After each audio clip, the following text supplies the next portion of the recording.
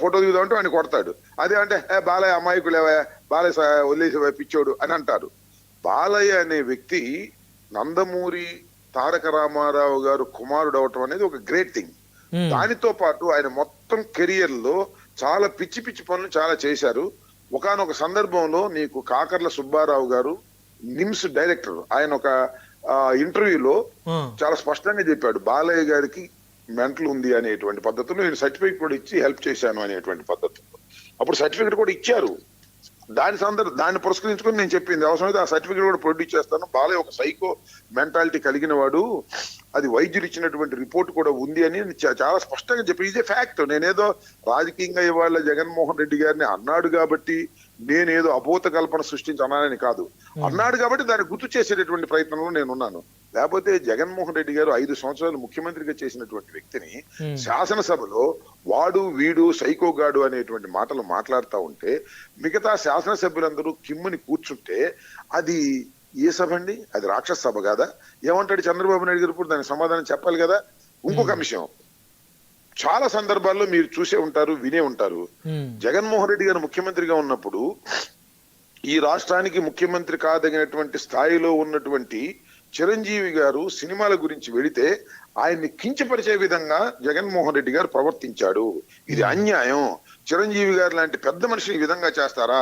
చిరంజీవి గారు 2 చేతులు కట్టుకుని అయ్యా మీరు తండ్రి లాంటి వారు అని బతిమలాడినటువంటి సంఘటన చూపించి ఎంత గేల్ చేశారండి. దానికి వాళ్ళ నేను అదృష్టం అని చెప్తున్నా. ఇవాళ బాలయ్య గాని కామినేని శ్రీనివాస్ గారని ఈ విధంగా మాట్లాడటం వలన వాస్తవాలు బయటకు వచ్చినాయి. ఎక్కడో ఉన్న చిరంజీవి గారు, ఎప్పుడు రెస్పాండ్ కాని చిరంజీవి గారు, అందరితో మంచిగా ఉండాలని ప్రయత్నించే చిరంజీవి గారు, ఆయన ఇవాళ ఉన్న వాస్తవాన్ని బయట పెట్టేందుకు ఆ రోజున నన్ను జగన్మోహన్ రెడ్డి గారు రమ్మన్నాడు. నేను 5గురే రండి, ఇవాళ కోవిడ్ ఉంది అని అంటే లేదు 10 మందిని తీసుకొస్తానంటే సరే రండి అన్నాడు. అప్పుడు బాలయ్య కూడా కబుర్ చేశాము. బాలయ్య అందుబాటులో రాలేదు. ఒక విధంగా చెప్పండి, నాకు అర్థం బాలయ్య అవాయిడెడ్ దట్. అయినా కూడా చిరంజీవి గారు అందరిని తీసుకువెళ్తే మమ్మల్ని సాధారణంగా ఆహ్వానించాడు. మేము దేనికోసం అయితే వెళ్ళారో దానికోసం రిలీఫ్ కూడా ఇచ్చాడు అని చెప్తే సిగ్గుపడారు. ఇవాళ ఇన్నాళ్ళ నుంచి ప్రచారం చేసినటువంటి వ్యక్తులు ఉన్నారు రాజకీయంగా జగన్మోహన్ రెడ్డి గారి మీద, వాళ్ళందరూ సిగ్గుపడే విధంగా ఇవాళ మన చిరంజీవి గారు వాస్తవాలు బయటికి తీసుకొచ్చాడు. వాస్తవం ఏంటంటే ఇవాళ ఇలా ఈ సంఘటన జరగబట్టే ఆ రోజు చిరంజీవి గారిని జగన్మోహన్ రెడ్డి గారు అగౌరవపరచలేదనేటువంటి ఒక వాస్తవాన్ని వెలుగులోకి వచ్చింది. మొన్నటిదాకా అపవాదు వేసి నడిపారు. ఈ అధికారంలో ఉన్నన్నాళ్ళు మమ్మల్ని అనేక రకాలైన అపవాదులు మా మీద వేశారు. దానిలో ఇది ప్రధానమైన అపవాదు. ఎందుకంటే చిరంజీవి గారు ఇది లెజెండ్ పర్సనాలిటీ.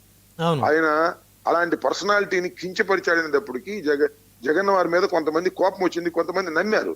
ఇవాళ చిరంజీవి గారు వచ్చి లేదు మమ్మల్ని ఎప్పుడు కించపడి నా స్వభావం ప్రతి చిన్నవాడిని కూడా గౌరవంగా మాట్లాడే స్వభావం, ఆ స్వభావంతో నేను మాట్లాడితే నన్ను ఏదో కించపరిచాడని, నన్ను ఏదో అవమానపరిచాడని ప్రచారం చేశారు. ఇది తప్పు అని వల్ల ఆయన ఈ సందర్భంలో దానికి క్లారిటీ ఇచ్చినందుకు చాలా సంతోషం అండి. నిజంగా చిరంజీవి గారు సమయానికి వాస్తవాలు చెప్పడం అనేది చాలా మంచి పద్ధతి. అదే విషయాన్ని చెప్పాడు. ఇవాళ నేను చెప్తున్నా, బాలయ్య అనే వ్యక్తి బాలయ్య అనే వ్యక్తి చిరంజీవి గారికి జగన్మోహన్ రెడ్డి గారికి క్షమాపణ చెప్పాల్సిన అవసరం ఉంది. అలా చెప్పకపోతే బాలయ్య ఒక దుర్మార్గమైన రాజకీయాలు నడుపుతున్న వ్యక్తి తప్ప అమాయకుడు కాదు, పిచ్చోడు కాదు అని నిర్ణయించుకోవాల్సిన అవసరం వస్తుంది. లేదంటే నేను అమాయకుడిని, పిచ్చోడిని, సైకోని అని ఆయన ఒప్పుకోవాలి. సైకో అని జగన్మోహన్ రెడ్డి గారిని అన్నాడు.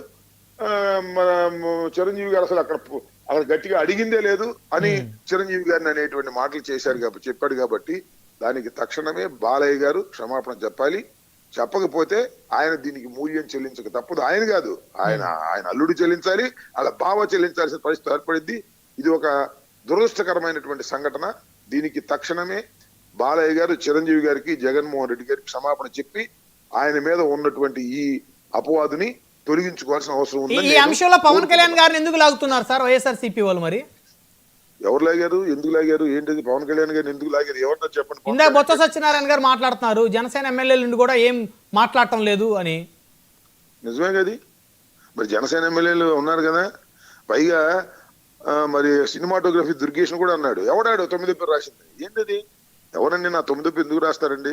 నేను చాలా గొప్పండి, నాది 1 పేరు రాయండి లేదా 2వ పేరు రాయండి అని చెప్పుకోవాలి తప్ప శాసనసభ నా 9వ పేరు రాస్తారంటాడేంటి? 9వ పేరు రాస్తే పేరు కూడా రాయరు. That is the left the government decision. అది కూడా వాళ్ళ గవర్నమెంటే, కూటమి గవర్నమెంటే. మరి దుర్గేష్ ని గౌరవనీయులైన దుర్గేష్ గారు నేను అడుగుతా ఉన్నాను, ఎవడాడు 9 నా పేరు 9 రాసినంటే ఎవరన్నట్టు దుర్గేష్ అనలేదా అమ్మాట? ముందేమో దుర్గేష్ ఏమో గారు అన్నాడు, ఎవడు నాకు 9వ పేరు రాసింది ఎవడాడు అంటే ఏంటి అర్థం దానికి? ఏం పిచ్చి పిచ్చి వాడా? అంటే ఇప్పుడు మీ దృష్టిలో బాలకృష్ణ గారికి జనసేన ఎమ్మెల్యేలు భయపడుతున్నారేనా? భయపడటం కాదు, వాళ్ళకి అది ఏం చేయాలో అర్థం కాని పరిస్థితి. బాలయ్య అట మాట్లాడతాడు ఎవడు అనుకోలేదు. అసలు జనసేన ఎమ్మెల్యేలు చిరంజీవి గారిని అంటే, చిరంజీవి గారు జనసేన పార్టీ కాబట్టి వదిలేస్తారా? వదిలేమని మాకేం అభ్యంతరం లేదు. పవన్ కళ్యాణ్ గారు అన్నగారు కదా, మరి దానికి సమాధానం చెప్పాలి కదా.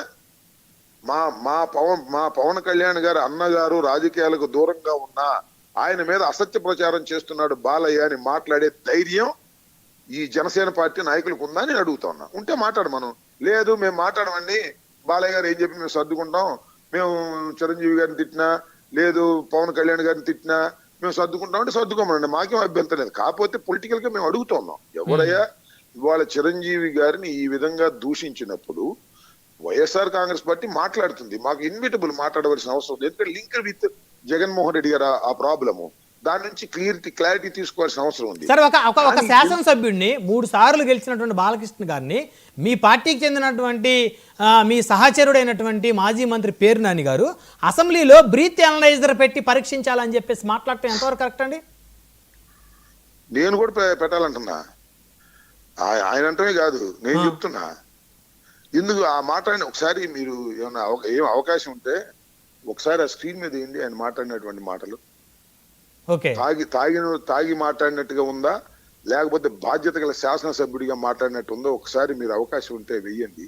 ఆ బాడీ లాంగ్వేజ్ ఏంటి, ఆయన మాట్లాడిన తీరేంటి, ఎవరికైనా అనుమానం వస్తుంది. బయటికి చెప్పలేకపోవచ్చు తప్ప ఎవరికైనా ఏందబ్బా ఈ బాలకృష్ణ తాగి వచ్చాడా, ఎందుకు వచ్చాడు, ఏం మాట్లాడుతున్నాడు అది అనేటువంటి మాట. దానిలో మంత్రులు ఉన్నారు, సీనియర్స్ ఉన్నారు, పెద్దవాళ్ళు ఉన్నారు, శాసనసభ్యులు ఉన్నారు.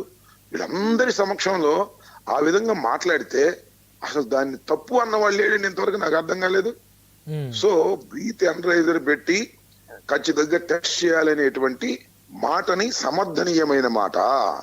బాలకృష్ణ గారు అక్కడ లిక్కర్ సేవించి వచ్చినటువంటి విధానంగా ఉన్నది. తాగలేదో మనకు తెలియదు, లేకపోతే రాత్రి తాగింది దిగలేదేమో మనకు తెలియదు, రాత్రి 3 గంటలకు తాగాడేమో ఫుల్, అది దిగి ఉండకపోవచ్చు.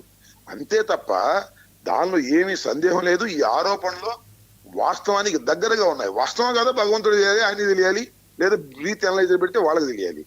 ఒక తాగిన వ్యక్తి శాసనసభకు వచ్చి శాసనసభలో మాజీ ముఖ్యమంత్రిని, ఒక పార్టీ అధినేతని వాడు వీడు సైకో అని మాట్లాడుతుంటే పక్కన ఉన్న వాళ్ళు నవ్వుకునే పరిస్థితి ఉంటే అది ఏ సభ? అది రాక్షస సభ, శాసనసభ? చెప్పమని నేను అడుగుతా ఉన్నా. నేను అడుగుతుంది చంద్రబాబు నాయుడు గారిని అడుగుతున్నా, చెప్పండి దీనికి సమాధానం.